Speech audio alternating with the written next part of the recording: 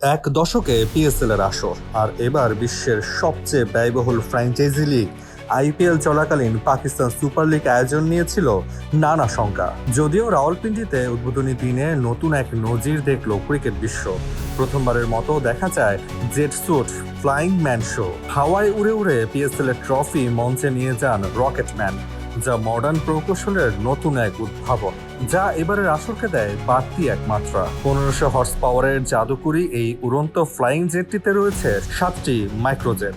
রকেটম্যানকে ঘন্টায় 80 মাইলেরও বেশি গতিতে গন্তব্যে পৌঁছাতে পারে, যা উপস্থিত দর্শকদের বেশ উচ্ছ্বসিত করেছে। ফ্লাইংম্যান শো ছাড়াও পিএসএল এর উদ্বোধনী অনুষ্ঠানে পারফর্ম করে দেশটির পরিচালক ও অভিনেতা হামজা আব্বাসি।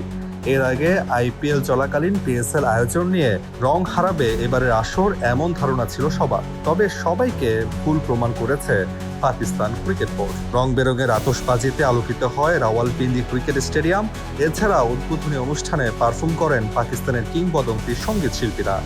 এরপর পিএসএল এর থিম সং দিয়ে শেষ হয় উদ্বোধনী অনুষ্ঠান।